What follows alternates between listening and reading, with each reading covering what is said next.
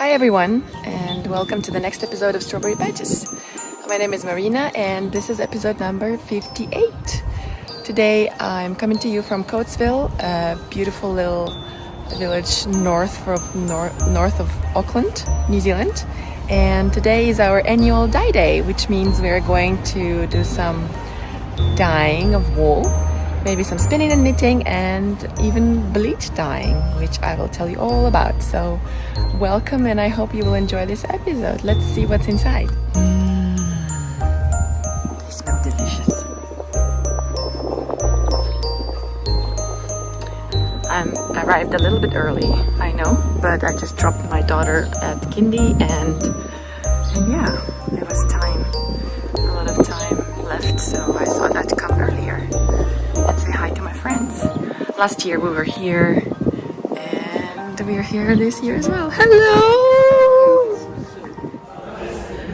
I was lucky that Annette, my dear friend, agreed to a little bit of an interview, and she's behind this amazing hand-dyed fiber that she spins so beautifully. That look at this, look at the necklace, and I'm gonna ask some questions about it now. You ready? Yes. Annette, show me this gorgeous skein, please. And I remember you had a post on Facebook where you were asking people to give you advice on how to name it. Yes, we come up with lots of wonderful ideas. Glass lanterns. Yeah, that's beautiful. Arabian Nights. And somebody came up with Queen Bee, and I thought that was just amazing. When a new queen bee wants to challenge another one, they make this sound that's called piping, and that's what I've added to my beehives is piping. Gorgeous, it's gorgeous. And we also have some that are made out of fabric. I love these. I absolutely love these. Because what I'm into at the moment is recycling fabric into my yarn, and you'll be able to see that there's lots and lots in this one here. Mm-hmm.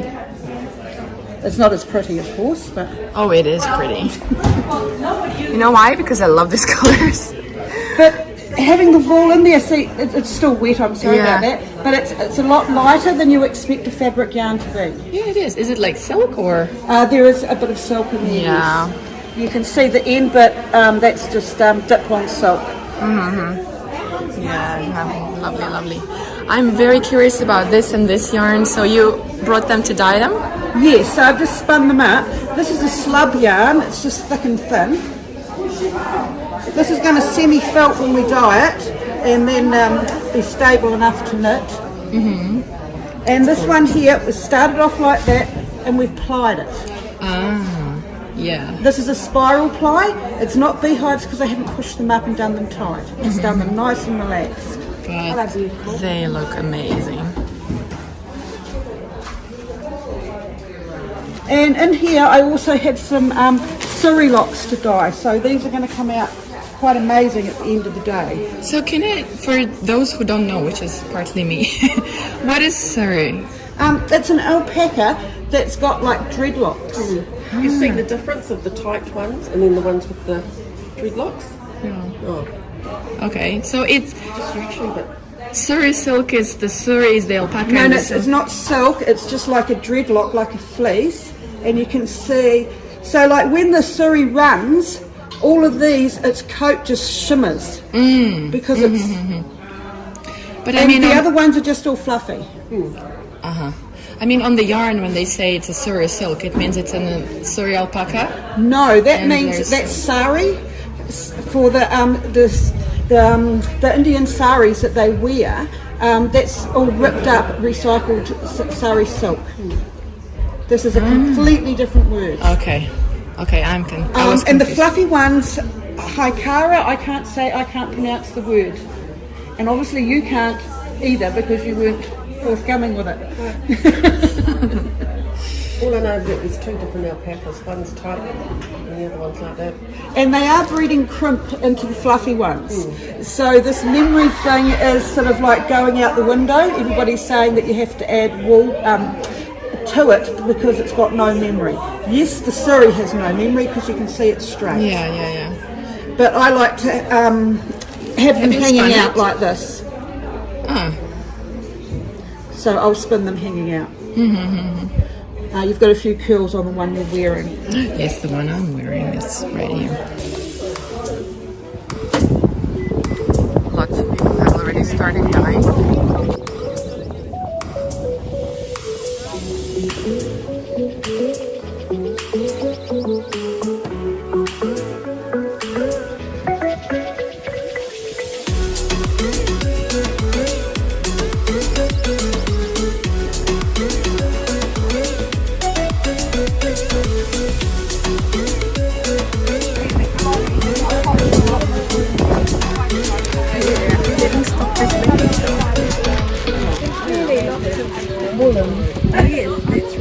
And gloves and hats. Here are all the dyes.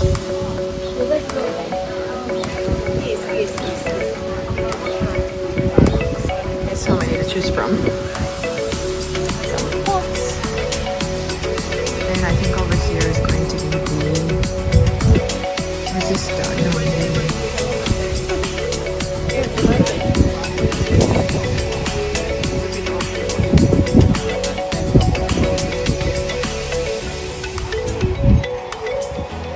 That's bleach, right? Yes.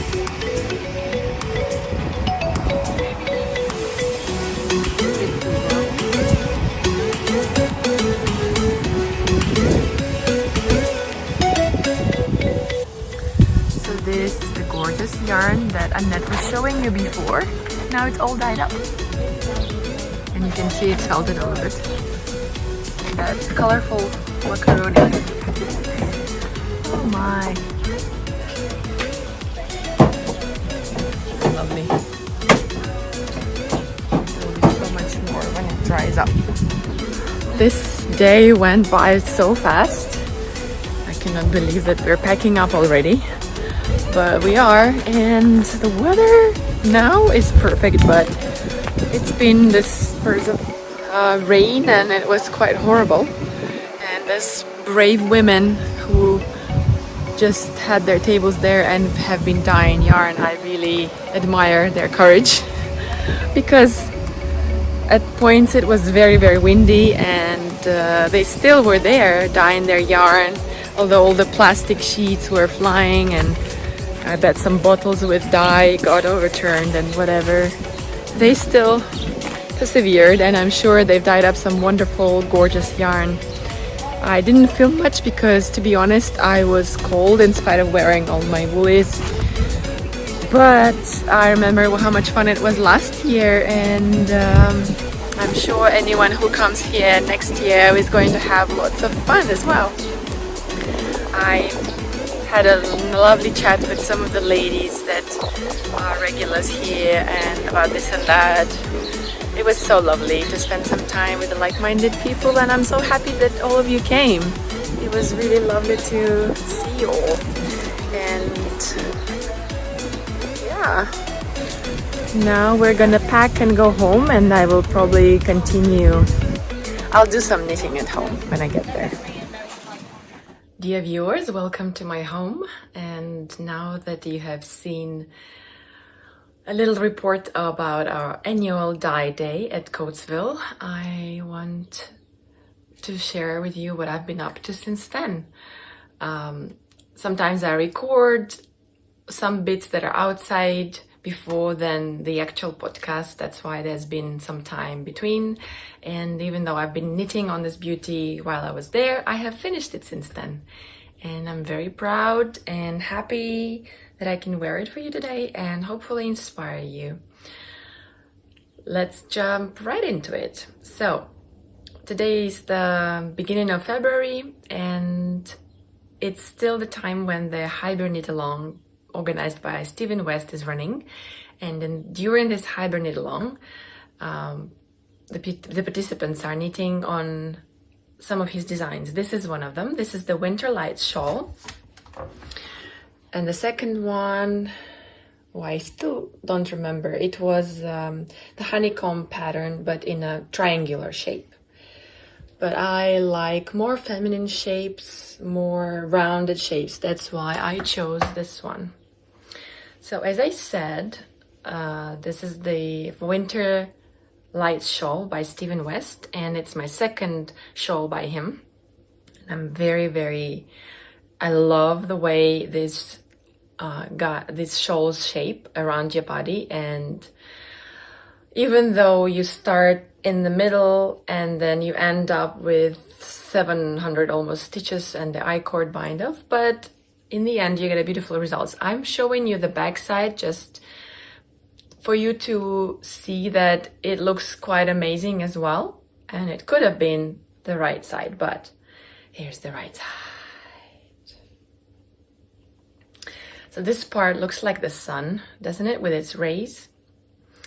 And you know, I've always said that I'm afraid of stranded knitting, but I think that this is sort of stranded knitting, because over here you have this floats, and I think I did well.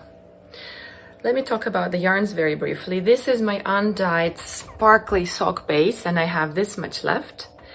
The next color was the beautiful Blue Face Leicester yarn that I dyed and absolutely loved it.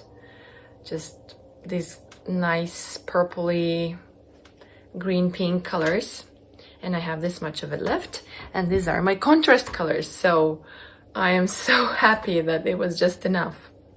The meterage in this one is quite different. It's over 400 meters, that's why there was so much left. But yeah, and as you can see, the techniques here are slip stitches, some more slip stitches, the bobbles, which I think I did pretty loosely, that's why they don't really stand out that much, but I don't mind. And then his favorite honeycombs, and then the chevrons, and then again bubbles and the chevrons. And of course, all around the shawl there is this I-cord. It's the same as in the sleeve extravaganza. As you knit, you always end up with this by I-cord edging. You start with an I-cord, you do a I-cord cast on, and this is why all the ends, all the edges look so neat and tidy and beautiful and just gorgeous. And yeah, there's not much else to say about this shawl other than, just like the sleeve extravaganza, there's been hundreds of people knitting them, some of them knitting more than one, and the results are beautiful. It's so fascinating to see everyone choosing their colors, and some of them chose the light colors like me as the main color, some chose the dark, and that makes all the contrast colors even pop even more. Some have really crazy, some have muted colors, but all of them are just gorgeous, and the shape is absolutely flattering and so beautiful to wear. And yes, it's done. In this episode I will tell you a lot about shawls, because next what I have in mind to talk about is a new knit along. We haven't done that in a while, right? And it's time. And I asked you in the previous episode about what we should call it and what kind of knit along, so I will talk about that later.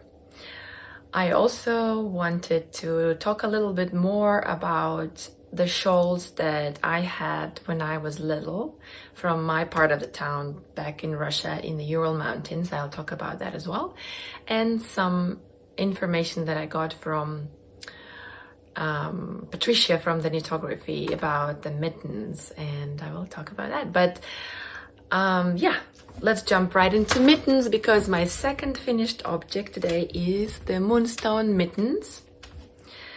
I will give you the link to the pattern in the description box, which is a little arrow at the corner of the screen, and there's information about all the patterns that I mentioned and where you can find me and things like that. And here they are. These are my beautiful Moonstone mittens. Let's put them on. And even though it's summer here, my mom, who lives in Russia, she requested these mittens for her birthday, and I have only just now knitted them. And yeah, I follow the pattern. The yarn is this gorgeous undyed, untreated alpaca. I think it's the fawn merino and the white alpaca 80-20. and I have about 40 grams left of this yarn. And I wanted to use this yarn for two reasons. One of them is that my mom said that she, even though she likes my beautiful colors the way I dye them, she said that her clothes would stand out, and she wanted something more muted and more natural. And we agreed that this would be perfect to fit her outfit. And she's probably gonna wear her fur coat and some hat, and you know, in Russian winters it gets pretty cold. So what I love about these mittens is they knit up so fast. This is DK weight yarn, and the fact that it has 20% alpaca is making them so much softer and warmer. I'm gonna take them off soon because it's ridiculously warm. I knitted 2 pairs of mittens in my life before that, and I have to say those were very, very beginner friendly ones. They probably don't look nothing like this.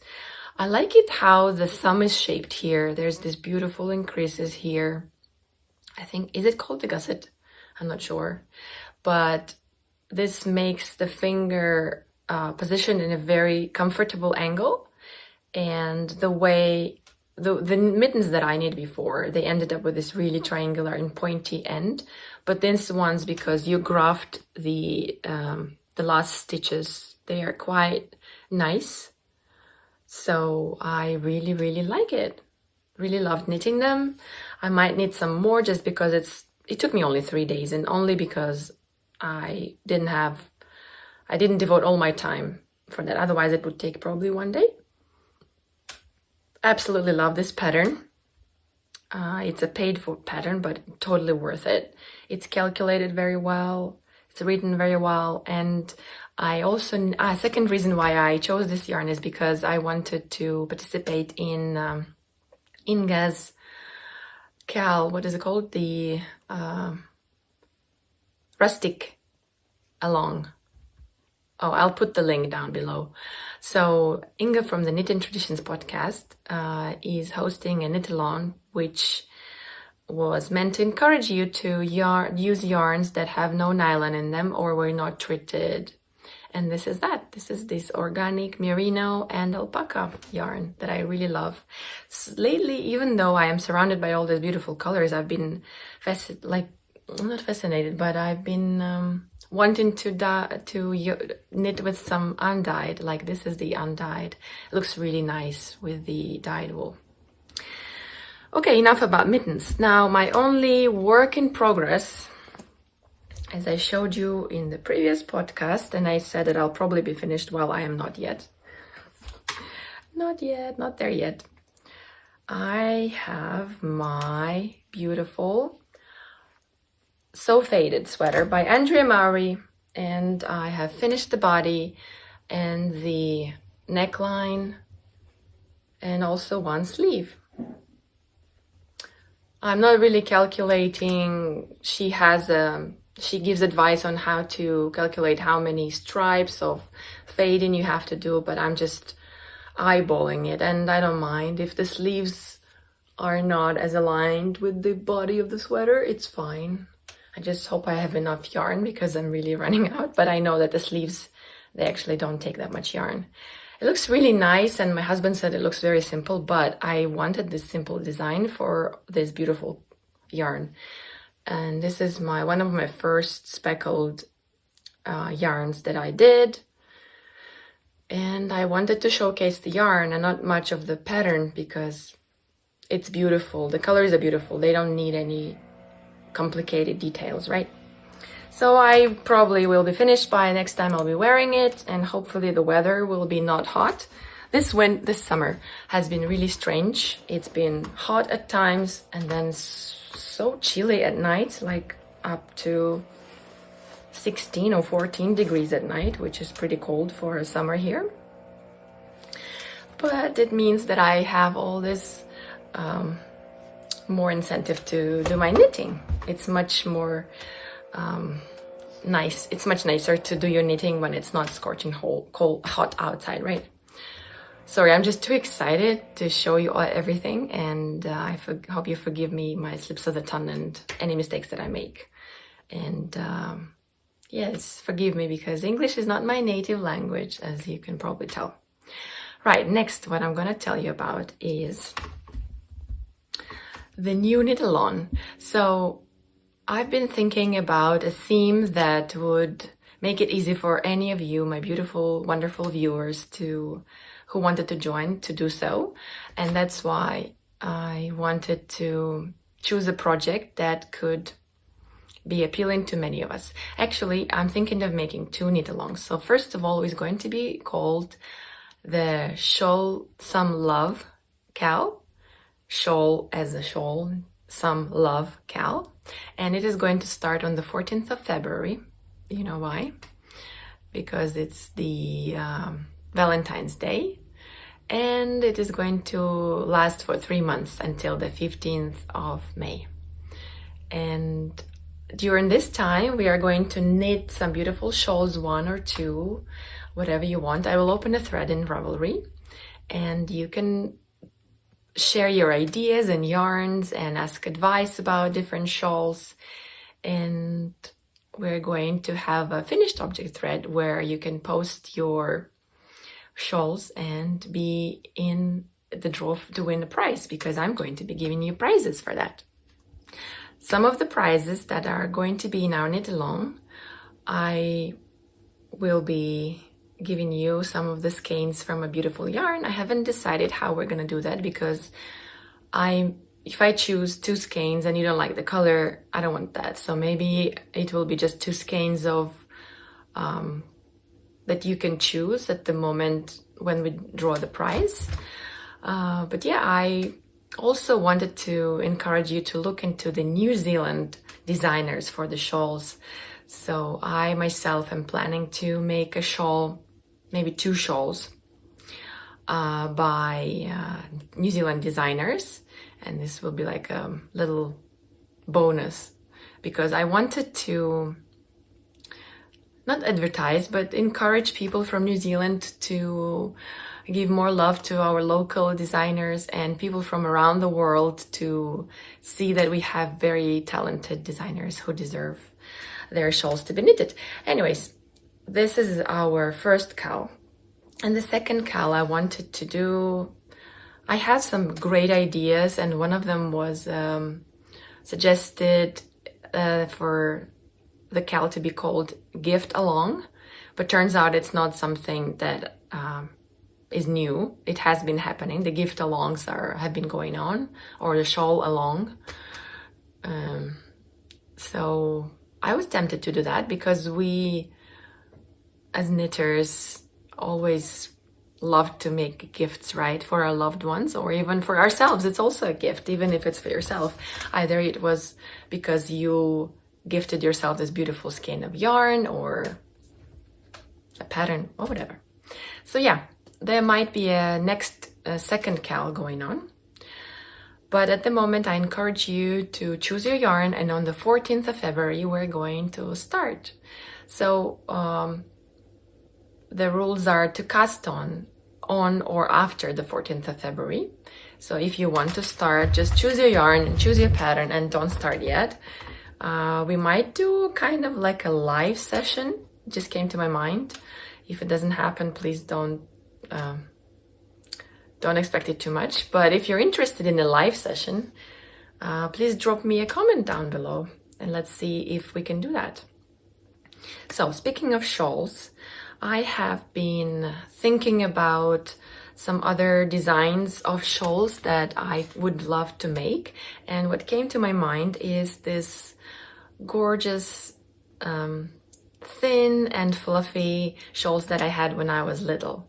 So I talked about them quite a while ago, and this is one of the samples that I have that my mom brought me. This is called the Orenburg shawl, Orenburgski platok, and they're very, very famous. And they come from a city near my hometown, Chelyabinsk, in the Ural area, the Ural Mountains area. And they are, as you can see, they are knitted from, as far as I know, some goat fiber, mohair probably, that can only be found traditionally in that area because of the temperatures, and the fiber that it was used was from that area. And as you can see, this shawl has unfortunately been felted. We have had it in the family for more than 20 years probably. And usually it was my grandmother who used to buy them when she would travel on a train to Moscow or someplace like that. There would be always these ladies with huge bags full of shawls, and they would stop in each car of the train and take them out and just show them to people and say, okay, this is the price. And the prices were incredibly cheap for handmade garments, like really sad. But they made it affordable for the people who were in those trains. So my grandma had quite a few of these, and she made sure all her grandchildren had them. I just wanted you to appreciate the size of this beautiful garment. And if it hasn't been felted and if it has been blocked better, probably the lace would look even more appealing. So I decided that I want to make one of these, and I went online to search for patterns, and I found this woman. Oh, I forgot her name right now, but she has a book on Ravelry. I will post the link in the description box.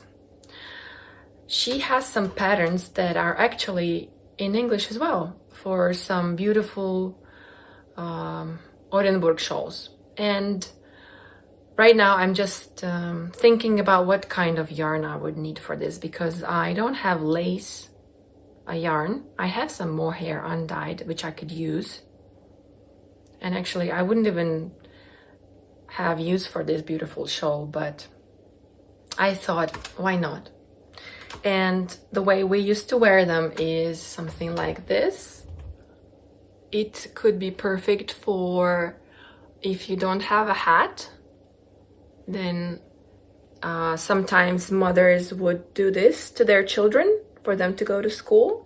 And because it is such warm fiber, it would be really warm for their neck, and sometimes you'd have to put a hat on top anyway because it's so cold and there's wind that can still go through these holes. But otherwise, on really cold days, we would just wear them like this to keep our bodies warm, or under the fur coat, just like that's for extra warmth. Because sometimes the fur coats were bigger. Like when I was growing up, they would buy a fur coat from somebody so that it's cheaper, and it would be a size maybe bigger so that I can grow into it. And to, you know, to compensate for that extra size, they would put a shawl inside. So anyways, it's too hot now. It's 20 something degrees outside Celsius, and all these whole shawls are, it's just too hot. So let's do this. Right. So what do you think? Do you want to join us for the Shawl Some Love Cal? Or would you be interested in making some other garments? Let me know, because I think we can do 2 cals at the same time. I don't mind having more prizes and managing some more threads and encouraging you to knit more than just shawls. I would love that. And also I will be sending the prizes to anywhere in the world. So if you are somewhere in the UK or Australia or America or Greece or I don't know, anywhere in the world, I hope that you can still be able to win some of the beautiful prizes. Now, before I jump into the shop update, or it's not really a shop update, but just some dyeing experiments that I did that I wanted to share with you, I wanted to tell you quickly about this beautiful market that we went to with my daughter. It was the Handmade market in the Long Bay area, and it was a really rainy day and quite gloomy, but really enjoyed going to that market because there were all these artisans who were selling their hand-painted pictures, soaps, waxed candles, and some sewing things. There was a lady who was selling some hand-sewn bunnies, which were really cute. I wouldn't be doing this. We just arrived at Long Bay Village Market, and I just love the beautiful artsy stuff that is here. Just wanted to give you a peek of what's here. Oh, this is beautiful. That's nice. Of course, Lydia is with me. You see lots of Maori themed and New Zealand themed art pieces.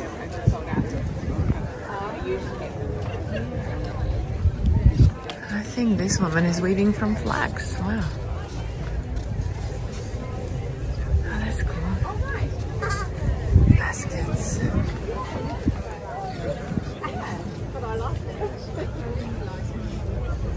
I'll take a closer look.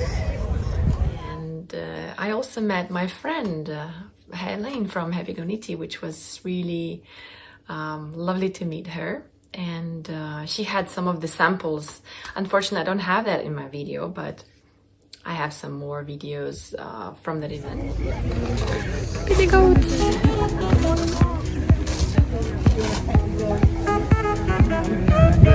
G'day, Nick. So cute. Смотри, Лида, козочки, будь здорова. Козочки. Здорово. So cute.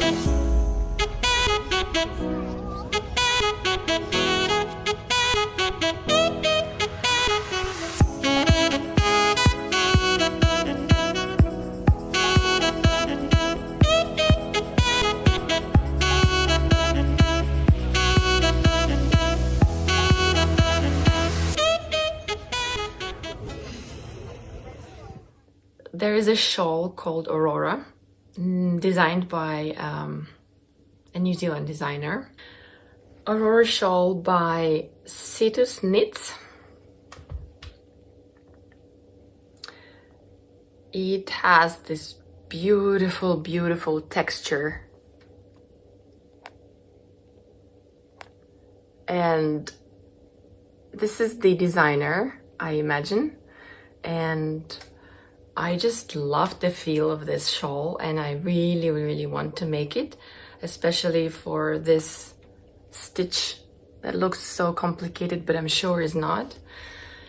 And it inspired me to go and check out more of Cetus Knits patterns, and they're not a lot, many, they're not many, but they're beautiful, and I encourage you to check them out as well. So yeah, this wonderful handmade market. We also purchased for my daughter, I purchased some really beautiful pictures by Laura Layton with the native New Zealand birds. I just think they're absolutely fabulous. This is the magical Tui. And when I showed them to my daughter and asked her which one do you like, she said both. And I agree, they're both magical, beautiful, and are just perfect for our bedroom, for her little nursery. This designer, she's just a young girl, Laura Layton, and she has the most beautiful nature-inspired paintings. I love them. I really love to purchase and to support local handcrafters and designers and painters and everyone, because they do such amazing work. They really deserve to be supported. So yeah, that market was lots of fun, and we even had a chance to pet some billy goats.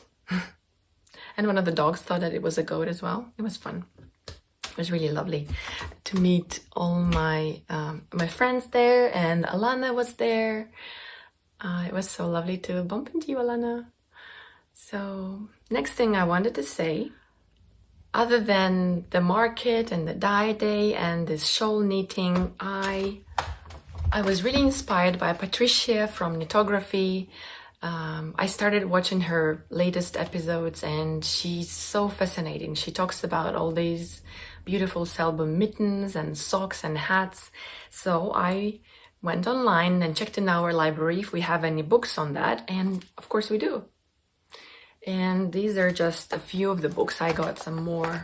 You can see some of them here that I wanted to check out. And I think I'm ready after this stranded color work. I think I'm ready for some stranded color work. And one of the things that I want to make is some present for my husband. His birthday is coming up in March, and I still have about 2 months, almost less than 2 months, to make them some gloves. This is not all of it, but I just wanted to show you some ideas that I liked. I might do him these gloves. I like them, you know, just to try some color work. Or I was thinking of something more simple because I haven't really done gloves before and the fingers are a bit intimidating, but there is color work on the cuff, but I'm not really sure what kind he would wear, and I don't want to ask him because I want it to be a surprise. And maybe I will also make him some socks, color work socks. We will see how I am managing my time. Or I can try to find some designs for the mittens here. Something like that maybe, with a name. I'm not sure. These are just so inspiring. Absolutely fantastic. And after I've done this easy mitten pattern, I actually think that this shouldn't be that hard to do. But yes, if your local library has this book, I think it's worth taking a look because they're so gorgeous.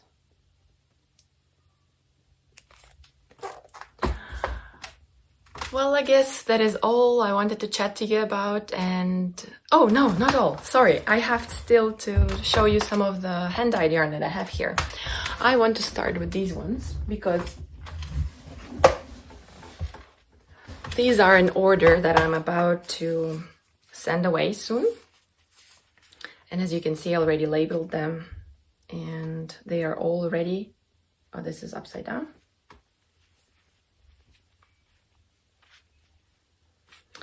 These are single ply silk and merino.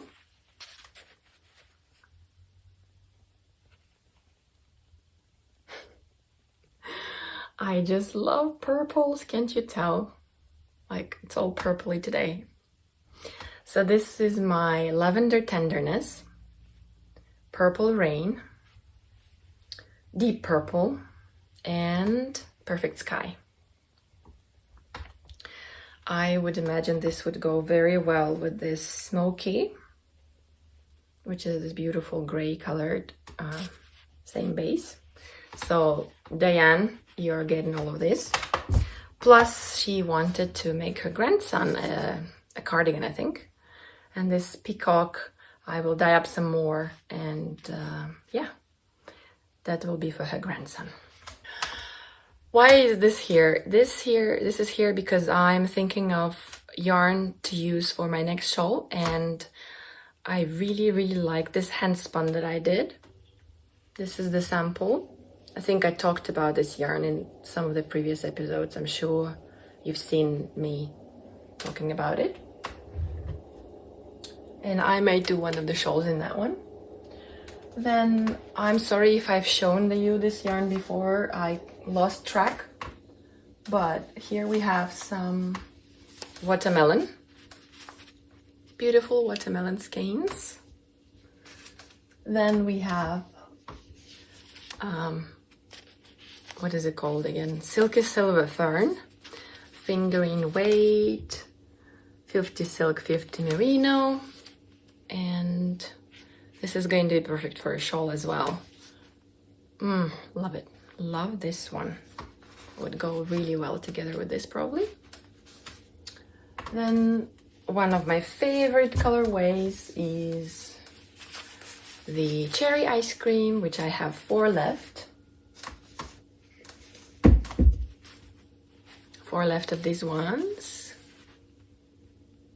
And this is on my twist on twist base, which is 338 meters per 100 gram.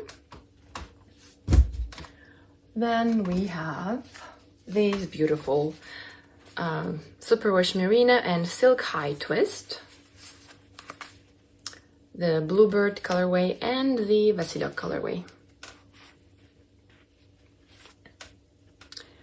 This is 20% silk, and one of them is speckled, one of them is just blue.